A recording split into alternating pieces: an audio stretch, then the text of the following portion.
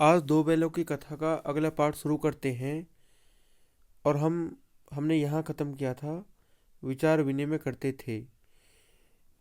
एक दूसरे की मन की बात कैसे समझ जाता था हम नहीं कह सकते। अवश्य ही उसमें कोई ऐसी गुप्त शक्ति थी जिससे जीवों में श्रेष्ठता का दावा करने वाला मनुष्य वंचित है। दोनों एक दूसरे को चाटकर और सूंघकर अपना प्रेम प्रकट करते। आपने देखा होगा कि जो पशु होते हैं वे एक दूसरे को चाटकर और सींग हिलाकर कान से कान मिलाकर अपना जो प्रेम होता है वो प्रकट करते हैं। कभी कभी दोनों सींग भी मिला लिया करते। विग्रह के नाते से नहीं, केवल विनोद के भाव से, मतलब प्रेम के भाव से, आत्मीयता के भाव से, अपनेपन के भाव से। मतलब जैसे दोस्तों में घनिष्ठता होते होते ही धोल धप्पा होने लगता है। इसके बिना दोस्ती कुछ फुसफुसी, कुछ हल्की सी रहती है जिस पर ज़्यादा विश्वास नहीं किया जा सकता। जिस जिस वक्त ये दोनों बैल हलिया गाड़ी में जोत दिए जाते और गर्दन हिला हिलाकर चलते, उस वक्त हर एक की यही चेष्टा होती कि ज़्यादा से ज़्यादा बोझ मेरी ही गर्दन पर रहे। दिन भर के बाद दोपहर या संध्या को दोनों खुलते तो एक दूसरे को चाट चूट कर अपनी थकान मिटा लिया करते। नाद में खली भूसा पड़ जाने के बाद दोनों साथ उठते। नाद मतलब जो एक जिसमें चारा डाला जाता है पशुओं को, उसको नाद कहते हैं। उठते साथ नाद में मुंह डालते और साथ बैठते।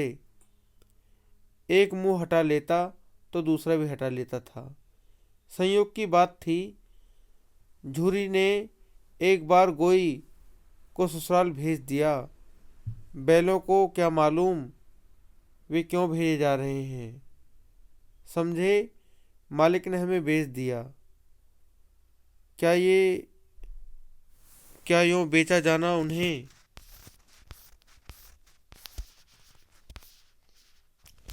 अच्छा लगा या बुरा कौन जाने। पर झूरी के साले गया को घर तक गोई ले जाने में दांतों पसीना आ गया। पीछे से हाँकता तो दोनों दाएं बाएं भागते। पगहिया पकड़कर, मतलब उनकी रस्सी पकड़कर आगे से खींचता तो दोनों पीछे को जोर लगाते थे। मारता तो दोनों सींग नीचे करके हुंकारते। अगर ईश्वर ने उन्हें वाणी दी होती तो झूरी से पूछते, तुम हम गरीब को क्यों निकाल रहे हो। हमने तो तुम्हारी सेवा करने में कोई कसर नहीं उठा रखी। अगर इतनी मेहनत से काम ने चलता था तो और काम ले लेते। हमें तो तुम्हारी चाकरी में मर जाना कबूल था। हमने कभी दाने चारे की शिकायत नहीं की। तुमने जो कुछ खिलाया वह सिर झुकाकर खा लिया।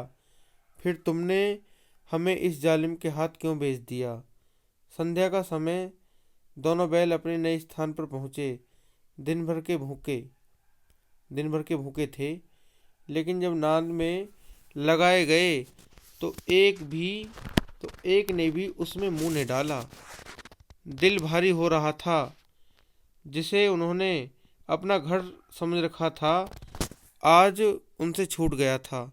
वह नया घर, नया गांव, नए आदमी उन्हें बेगानों से लगते थे। मतलब आप देख सकते हो कि ये होता है पशुओं में आत्मीयता और अपनेपन का भाव, कि उनसे इतना अपनापन जुड़ गया था। दोनों ने अपनी मूक भाषा में सलाह की। एक दूसरे को कनखियों से देखा, मतलब तिरछी निगाह से देखा और लेट गए। जब गांव में सोता पड़ गया, मतलब सभी लोग जब सो गए तो दोनों ने जोर मारकर पगहे तोड़ा डाले, मतलब जो रस्सी बंधी हुई थी वो तोड़ा डाले और घर की तरफ भाग चले। पगहे बहुत मजबूत थे। अनुमान नहीं हो सकता था कि कोई बैल उन्हें तोड़ सकेगा। पर इन दोनों में इस समय दूनी शक्ति आ गई थी। मतलब बहुत ज़्यादा ताकत वो लगा रहे थे। एक एक झटके में रस्सियां टूट गईं। झूरी प्रातःकाल सोकर उठा तो देखा कि दोनों बैल चरनी पर खड़े हैं। दोनों की गर्दनों में आधा आधा गराब लटक रहा है, मतलब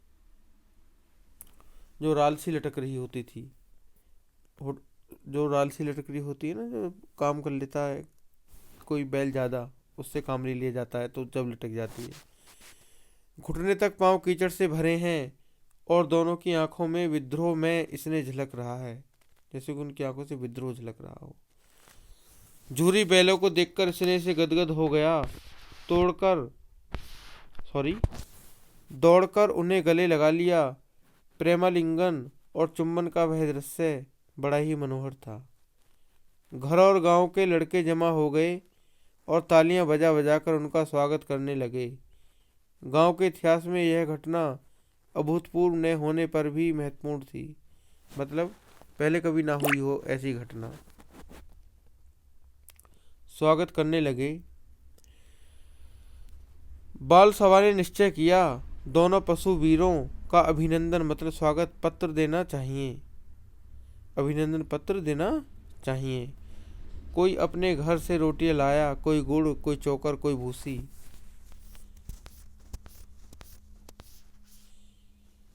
एक बालक ने कहा, ऐसे बैल किसी के पास नहीं होंगे।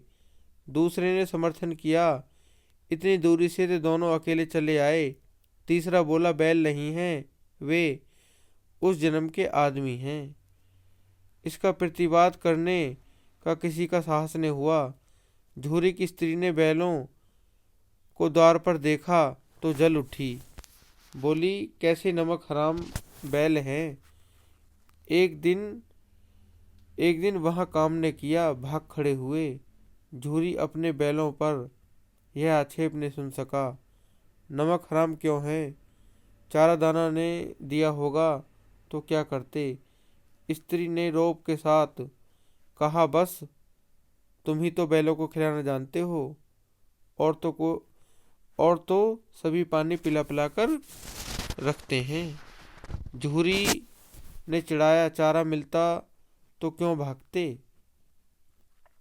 स्त्री चिड़ी, भागे इसलिए कि वे लोग तुम जैसे बुद्धुओं की तरह बैलों को सहलाते नहीं, खिलाते हैं तो रगड़कर जोतते भी हैं।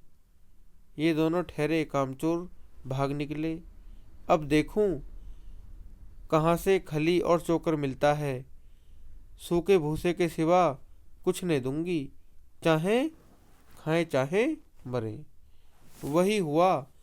मंजूर को कड़ी ताकीद कर दी गई कि बैलों को खाली भूसा दिया जाए। बैलों ने नाद में मुंह डाला तो फीका फीका कुछ, कोई ने चिकनाहट न कोई रस, क्या खाएं। आशा भरी आंखों से द्वार की ओर ताकने लगे। झूरी ने मंजूर से कहा, थोड़ी सी खली क्यों नहीं डाल देता बे। मालकिन जो हैं मुझे ही मार डालेंगी। चुरा कर डाला ने दादा, पीछे से तुम भी उनकी सी ही कहोगे।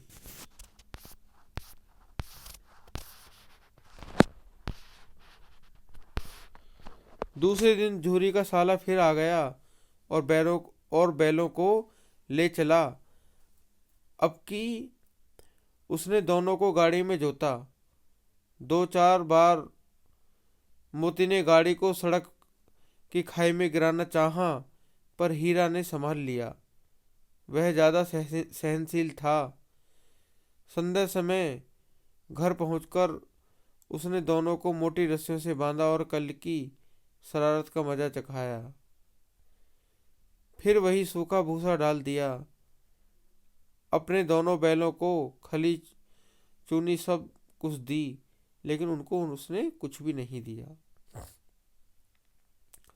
दोनों बैलों का ऐसा अपमान कभी नहीं हुआ था। झूरी इन्हें फूल की छड़ी से भी नहीं छूता था। उसकी टिटकार मतलब जो टिक टिक की आवाज होती है, जो खेत जोतता है किसान, वो होता है, उसको बोलते टिटकार। टिटकार पर दोनों उड़ने लगते थे, मतलब अच्छे से चलने लगते थे। यहाँ मार पड़ी, आहत सम्मान की व्यथा तो थी ही, पर मिला सूखा भूसा। नांद की तरफ आंखें ने उठाई। दूसरे दिन गया ने बैलों को हल में जोता, पर इन दोनों ने जैसे पाँव ने उठाने की कसम खा ली थी। वह मारते मारते थक गया, पर दोनों ने पाँव ने उठाया।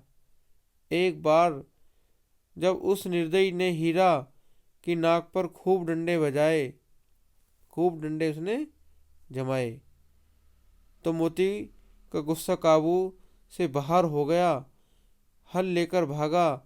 हल, रस्सी, जुआ, जोत सब टूट टाट कर बराबर हो गया। गले में बड़ी बड़ी रस्सियां ने होती तो दोनों पकड़ाई में न आते। हीरा की मूक भाषा ने कहा, भागना व्यर्थ है। मोती ने उत्तर दिया, तुम्हारी तो इसने जान ही ले ली थी, अब की बड़ी मार पड़ेगी। पढ़ने दो, बैल का जन्म लिया है तो मार से कहाँ तक बचेंगे। गया दो आदमियों के साथ दौड़ा आ रहा है, दोनों हाथों में लाठियां हैं। मोती बोला, कहो तो दिखा दो कुछ मजा, मैं भी लाठी लेकर आ रहा है। हीरा ने समझाया, नहीं भाई खड़े हो जाओ, नहीं भाई खड़े हो जाओ, मुझे मारेगा तो मैं भी एक दो को गिरा दूंगा।